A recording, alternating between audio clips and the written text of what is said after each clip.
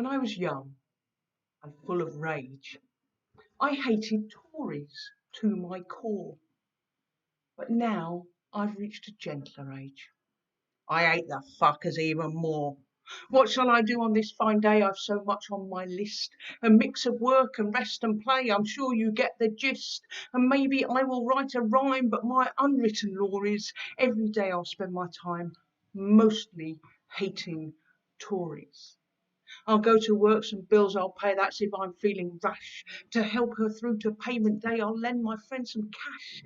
I'll probably make my kids some tea and read them bedtime stories of homeless piggies 1, 2, 3 and why they hate the Tories.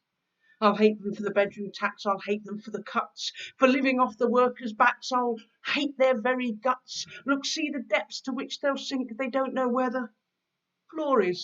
That's why I'll spend today, I think, mostly hating Tories. What's that you say that hate's not nice? Please love thine enemy. Well, yeah, I tried that once or twice. It didn't work for me. And if you think that's not fair play, remember this you must. The Tories, they will spend their day mostly hating us.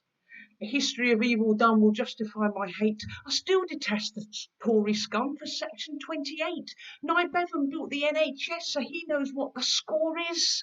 And he said vermin come off best compared with bloody Tories. I'm sure I'll find time to revile that UKIP and its drivel, and I'll locate a little while to loathe the lonesome Liberal.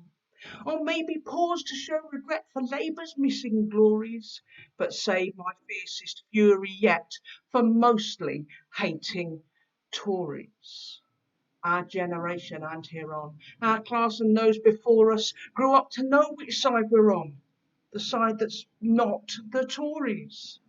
So when I die, do this for me, inscribe and sing in chorus.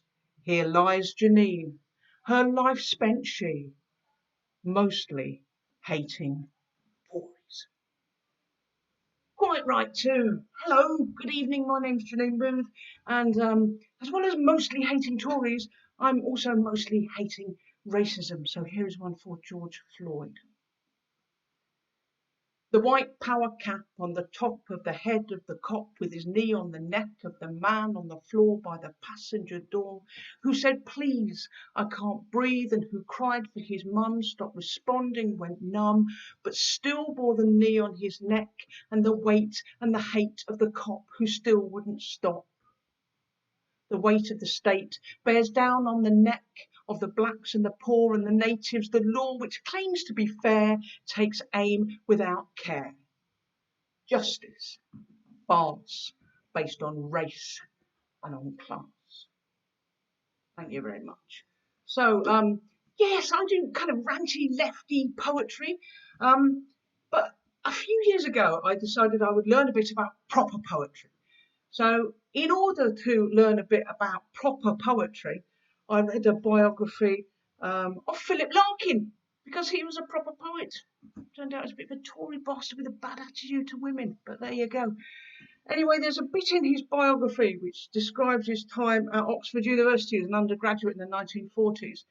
And it describes a guy he made friends with there, and amongst other things, it describes him as an author of several unpublished books.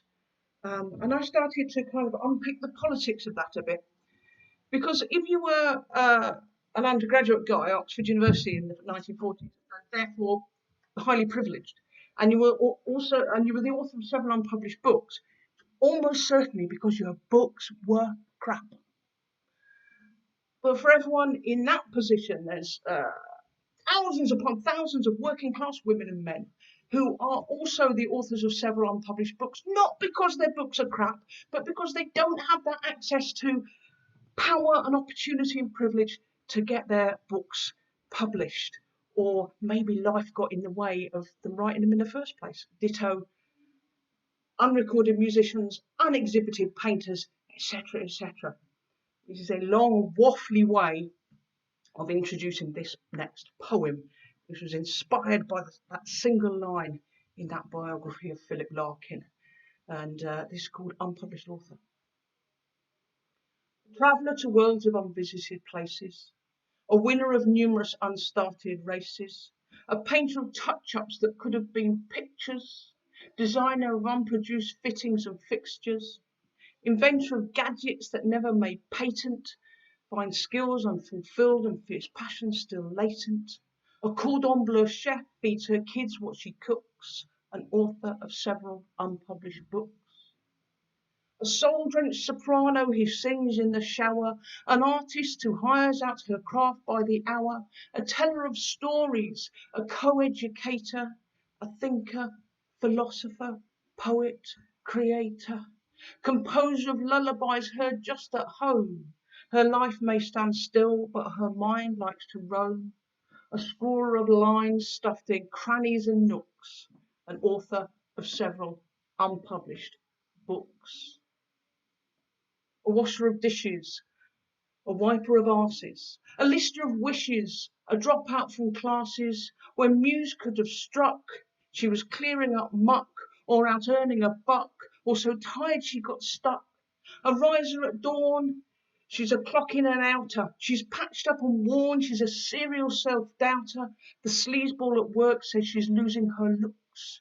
Author of several unpublished books. She danced in the dusk, but her neighbour's abusive. Containerised living is hardly conducive. She'd love to be noticed, but breaks are elusive. The one time she tried, the reply was conclusive. A writer of plot lines, deviser of hooks, an author of several unpublished books. A worker of overtime. Christmas is nearing, toiling in noise, getting harder of hearing, watch time grinding onwards, her dreams disappearing, her subconscious critic is constantly jeering. She's one of those stars whom our world overlooks, an author of several unpublished books. Thank you very much. I shall do one now about the current COVID-19 pandemic, and in particular about the silence of the advocates of capitalism, because they're nowhere to be seen, are they? They're all suddenly in favour of state intervention rather than the free market. So I wrote this poem about them. It's called "Wherefore Art Thou Capitalism?" No one's saying leave it to the market. No one's arguing competition's key. That stockbrokers will lead us from the darkness. No one's sneering now at stuff for free. No one says that laissez-faire will sort it. No one claims that we'll be saved by greed. None declare just those who can afford it should get the test and get the care they need. No one says we need more speculators. No one's calling care workers unskilled. No one waits for private ventilators. No one thinks compassion should be billed. No one says the rich should keep their fortunes instead of sharing wealth for common good. No one says they wouldn't pool resources to help the sick and frightened if they could. No one says it's fine to charge your damnedest. Supply will match demand and set the prices. No one thinks that mutual aid is madness. No one trusts a banker in a crisis. So where are Adam Smith and Milton Friedman? Where's triumphant capitalism hiding? Where's the wealth of nations when you need them? Tell the stock exchanges when you find them. But keep your guard for when this crisis passes and profit praisers raise their voice anew. When corporate beggars claim their place as masters, remember, solidarity got us through. Tell them that you won't come back to serve them. Tell them profit damages our health. We'll share the riches for we all deserve them and build a democratic Commonwealth. Thank you very much. So that poem is included in an anthology called Coronavirus Poems from the Pandemic, which also includes some of the other poets we have had on tonight and other poets well known around, and some new people as well. But Nick Topchek is in there, Laura Taylor is in there, etc., etc. Do buy it. All proceeds go to We Shall Overcome, an anti-austerity organisation whose marvellous slogan is a raised fist and a helping hand. You can get that from my web shop. And I'm going to put a link on the screen, probably about there. Okay, cool. So I'm going to leave you with one more. Now, I know we're all supposed to be scared of the disaffected youth who sit on street corners causing trouble and going off the rails. But there's another demographic of which the political establishment ought to be equally afraid. Somewhat like the angry youth, but rather longer in the tooth, we're gobby, feisty, loud, uncouth, we're disaffected, middle-aged women. Kicking our heels against the wall, plotting in the shopping mall, go tell them we're not playing ball, we're disaffected, middle-aged women. Armed with sertraline prescriptions, feminist magazine subscriptions, complaints of various descriptions, we're disaffected, middle-aged women. We won't be judged on how we dress, we're going to save the NHS, we're doing yoga for the stress. We're disaffected, middle-aged women. With the leadership skills of Princess Leia and the kicks of Buffy the Vampire Slayer, we don't chill out, we add a layer. We're disaffected, middle-aged women. We're meeting to plan our strategy by the gates of school at 3:30, pumped up on hormone therapy. We're disaffected, middle-aged women. So bosses and sexists, be afraid. We're not your skivvy or your maid. We don't care if our colours fade. We're disaffected, middle-aged women, forming a gang on an estate near you, fighting the cuts and misogyny too.